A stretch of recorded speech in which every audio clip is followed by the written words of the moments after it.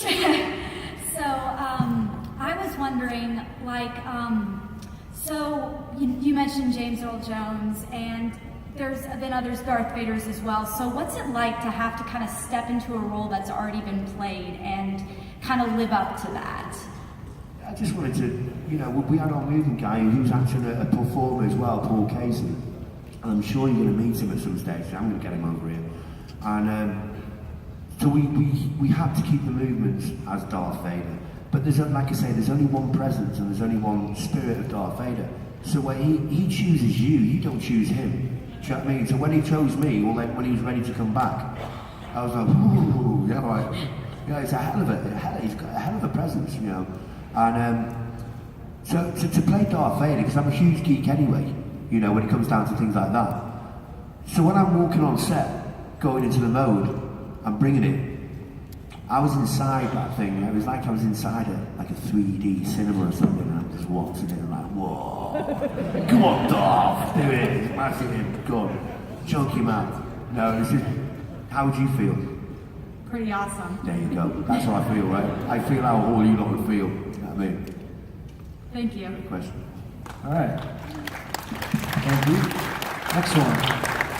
It's all Spencer. My name is Latrell Astor, and I'm just curious, did you ever meet the original Darth Vader, Dave Prowse, and did he give you any tips?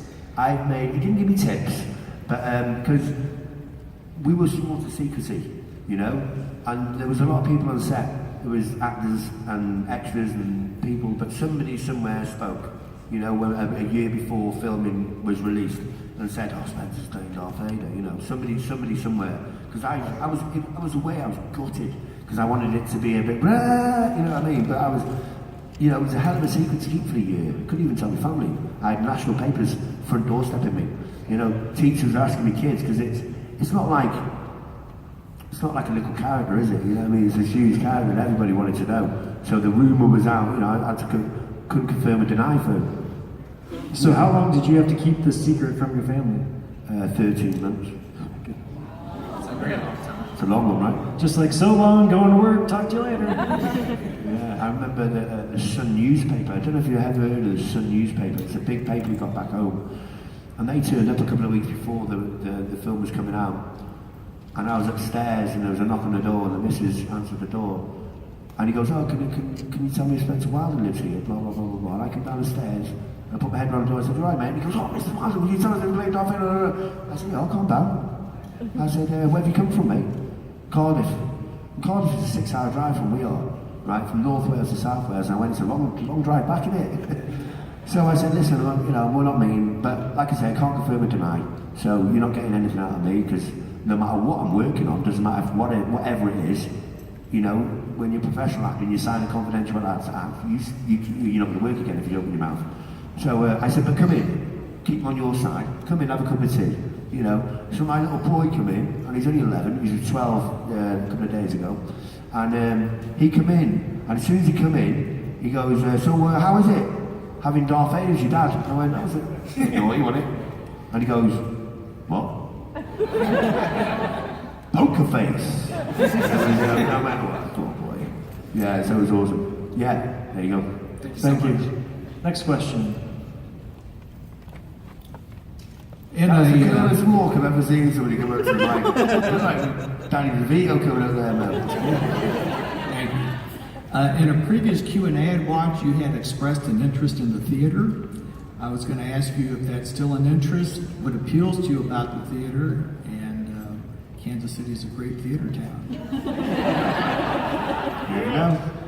But yeah, I've actually been, when I couldn't read or write, I was actually been, there's a theatre called the Alameda Theatre in Islington. It's a very famous theatre, right, very old.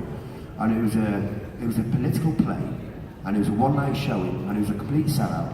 And my friend, Lady Alice Douglas, Earl of Queensberry's granddaughter, she directed the play. And she knew I had this dream, and she said, "Oh, Spen, come on, you can play the prison guard." They only had a cast of 6 people. You can play the prison guard and a member of the public. So that's the first and only time I've been on the, walking the planks. And but now I'm getting there with the reading, and I'm taking it in a lot better. I would love to do a bit of theatre work. It's proper, it's real acting, real acting. You know, you can go again with the film, with the character. You can mess up and go again and go again. You can't do it up there. It's real acting. I think you did very well. Cheers, man. Thanks, man. Well, you did some dancing in Guardians of the Galaxy, right? Yeah. Anybody see that? Did anybody see that? So maybe there's a musical in your future? Get me twinkle toes on. That scene there unfortunately didn't make the film, but they put it in the special features and on Blu-ray, right? And they sprung that on me on the last 30 minutes of the shoot day. Mr. James Gunn, the legend, they called me onto set and he said, "Hey, Spen, do you think you could dance through the prison? Get jiggy with it, go down on that, and then be mean to that prison guard over there, be mean to the prisoner." I said, "Yeah, no problem." So I did that, and it was dead quiet for a second after they cut, and then everybody just went, "Ah!" That's all right, that's all right, it was funny, you know what I mean? But then, but he goes, "That was brilliant. But can you dance like an alien?" I said, "Well, you've employed an alien, you've got an alien." So it was really funny. So on the DVD at the end when you're watching it, and the commentary was on there, Mr. Gunn goes, "We made a mistake here, we should have left it in the film." So, but it was, you know what? It's made the special features as an extra treat to see the mean god dance in the prison. It was hilarious. I loved it. I'm a fan of the mean god. It was cool. So, speaking of extra scenes, were there any additional scenes that you filmed for Rogue One that got cut that you were wish would have made? There's only one scene that got deleted, and that's when I was. It was on the first trailer, and there was like a red moon, and I'm looking and you see it behind my helmet. Yeah, I remember that. That's the only one that got deleted that I was in. That's the only one. All the others made the film. There was a lot in the trailer that didn't make it to the film, though, so. Yeah, well, that was the only bit that got deleted with me anyway. So. Next question. I know movie stars are not much into doing television, but what are the chances that you might do a guest spot on Doc Martin so you can keep that lovely accent of yours on the show? Yeah, I like it. Well, yeah, if you know the director and the casting agent,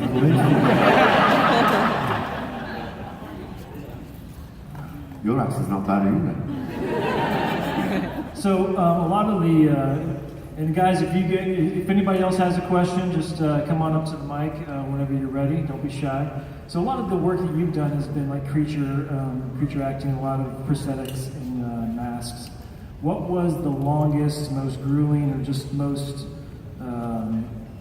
difficult makeup session you had to do? Well, first of all, every makeup's been awesome. I've never experienced anything I wouldn't experience again and wouldn't want to do. I keep positive, because normally the better the makeup, the longer the process is, you know, because these people that create these makeups, the artists, the creature, you know, the makeup artists, they just like, they're amazing to create that. And I'm a fan of CGI, I'm a fan of real makeups, you know, but I don't think you can beat a real actor that can bring it, and because the camera picks up a different energy from CGI. But obviously, then have the whole lot in there, not just all CGI or just all makeup. Have it all in there. You know what I mean? Make everybody's magic come alive. That'd be great. The long makeups, the Wolfman, yeah, that was a long makeup. That was a 5-hour makeup. Wrath of the Titans. Have you seen that? Well, I was the Minotaur that have a good fight with Sam Worthington. That was a 6-hour makeup. I played Prometheus in Victor Frankenstein. That was another 6-hour makeup. The Harry Potter werewolf, that was a suit with an animatronic head. But that was a long time. That process was a long time. The Guardians of the Galaxy was like a 2-hour makeup. I did a film called Beowulf and Grendel with Gerald Butler and Tony Curran. I don't know if you've seen that. You know, we filmed that in Iceland. I played 3 characters in that film, so they were long makeups. But you know, people who come on set when I was on the Wolfman, they'd be coming on set like 7, you know. I was thinking to myself, I've got no idea. I've been in the makeup chair since 1:30 a.m. 6 days a week. You know, it was just awesome, man. So I just saw the red Dalek coming, which reminded me of a question of the red Dalek. So I've heard you again. You were in 3 different Doctor Who episodes, and I've heard that the filming experience of those Doctor Who episodes is much more sort of intense, fast-paced, breaking-neck speed type shooting. Do you notice a difference between shooting movies and filming TV episodes that have to air each week, and so they're under that? Well, a camera's a camera. You know what I mean? And feelings are feelings of the characters and stuff like that. But the big films have got bigger budgets, so they've got a bigger playground to play in. The guys on the BBC, they've got a small budget, so they've got to bring on the actors that can go bang, bang, bang, bang, bang, or they're going to have problems. So there's a little bit of a difference, but it's more chilled, in fact. Some of the films I work on are like, because the characters are like, but some of the characters on the Doctor Who, like the Minotaur and the God Complex, ever seen that? Great episode, he was an alien Minotaur, and he was living on instinct to just kill you, leave you with a smile on your face. But he didn't want to live. He was going by instinct. So Matt Smith, Doctor Who, sussed me out. And the end scene, because in the beginning, the character, you're like, Minotaur, but then by the end of the episode, you fell in love with the guy, right? And you were upset that, well, I did anyway.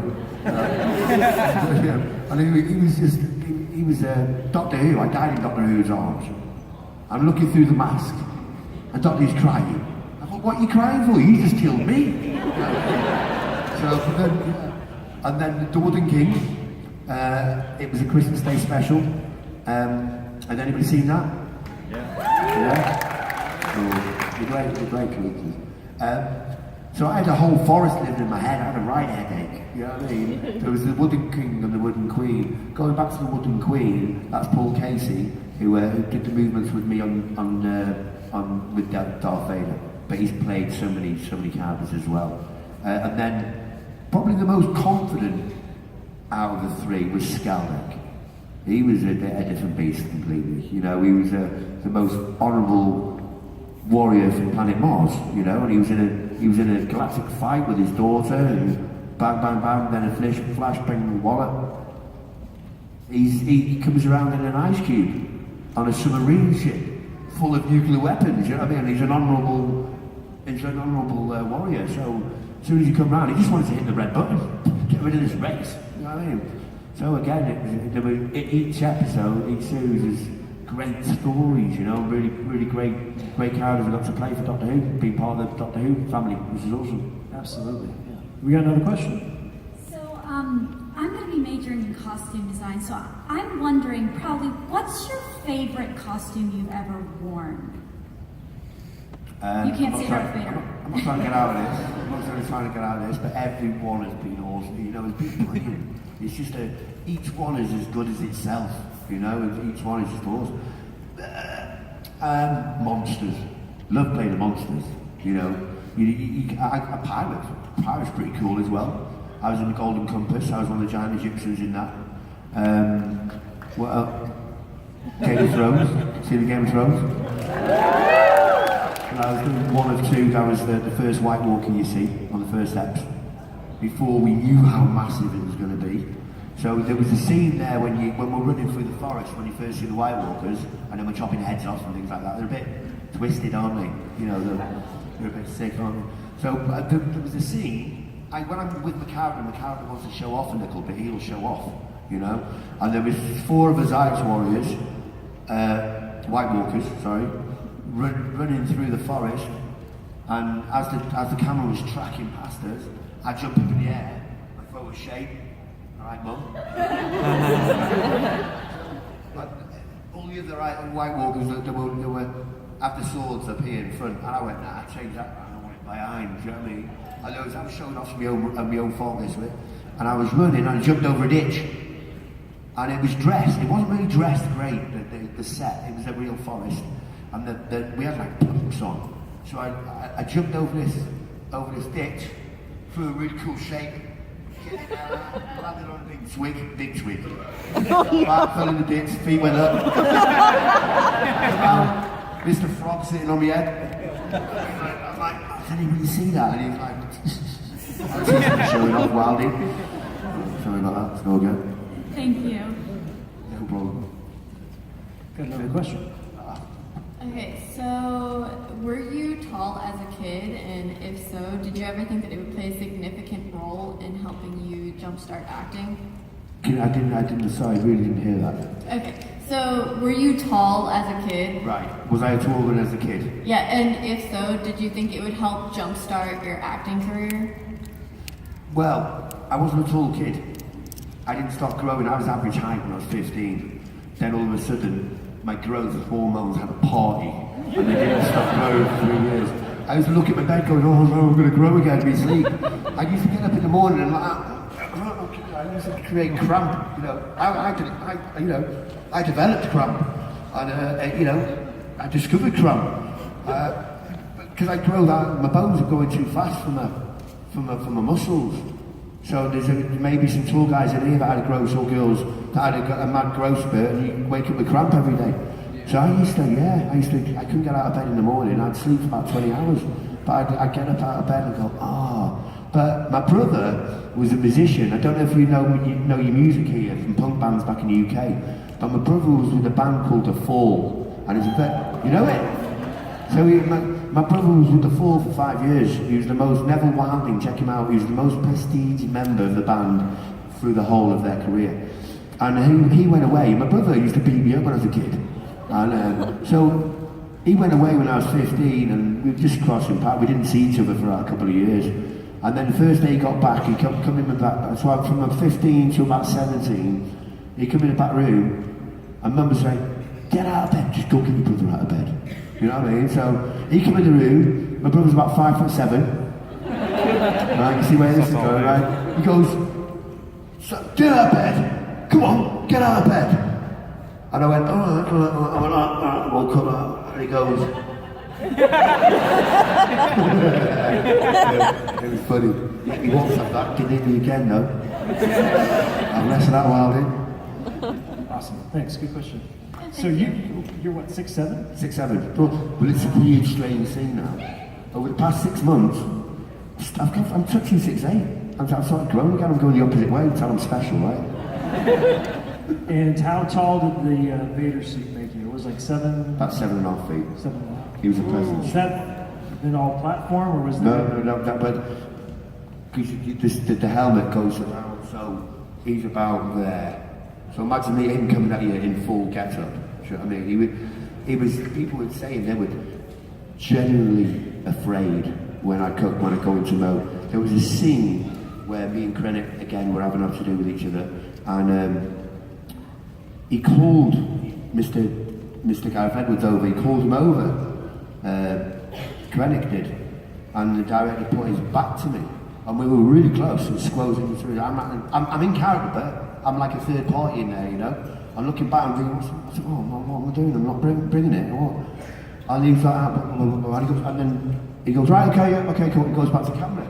So I was thinking, what did he say to him? And then a year and a half later, when the film came out, and it's on the net somewhere, I've seen it, and he goes, director Krennic called the director over with his back to me, and when I was in Mo, when he first seen and felt Darth Vader, when I felt him like that as well, he turned around and he goes, I can't say his kids in here, he went, bleep, bleep, bleep, it's Darth Vader, mate, Vader. Oh, and it was okay, yeah, go on, because you know, Gareth Edwards is a massive geek, knows more than all of us put together. So when he did that, I'm sure he'd tell you himself in an interview. It was when I heard it a year and a half later, because I got paranoid that I didn't bring the character, and it was a giggle to myself. I went, right, well, you felt him as well, and he was a hell of a presence. You got to respect Darth Vader because he is the most honourable bad boy out there. And he's got his own Death Star, man. So I saw somewhere that you had worked to raise some money for a charity for anti-bullying. Is that correct? Well, it wasn't raise money for my little boy's got nephrotic syndrome, so I do a lot of charities back home for the kids hospitals. It's my thing that, and there's probably a lot of people in here with them sort of hearts as well. Yeah. Thank you. And there's another thing I'm very passionate about, and that's bullying. Yeah? I love doing a bit of bullying, no. But I'm the patron of anti-bullying back home in Wales, so I do a lot for the kids.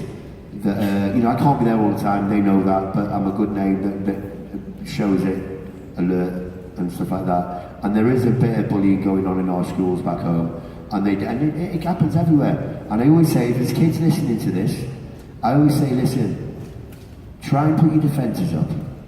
Don't listen to the words that bullies say to you, because you're going to take it home and it's going to peck in your head, and you're not going to sleep, and you're going to go back to school the next day, and you're going to be afraid and you won't take the work in. So what I say to you kids, if you're listening, get mum and dad to take you to a boxing class or something that involves sport. Get really good at it, because when you're being bullied, you're giving off something to the bully that says, hey, I'm open to be bullied here, you come in and bully me, because your defence system's down. So sports, especially self-defence, gives you the confidence to stick up to a bully. It doesn't have to mean you've got to beat you up, but a bully, if you show him no fear, the bully will go away. He will go away, and that's what happens. You know, I got bullied for like 5 or 6 years, and then one day I stood up to him and he didn't do it again. Do you know what I mean? So, if you're listening, kids, go get yourself a bit of training. And don't be afraid of telling mum and dad that you're being bullied, even if they don't listen to you to the first time. Because things go on, kids take their own lives and stuff, and bullying, and it's just horrific. And the beautiful kids, and the special, half of them may be in this room now because they're a bit geeky, a bit different, we're special, right? So that's what I say. If you're listening, there you go. Awesome.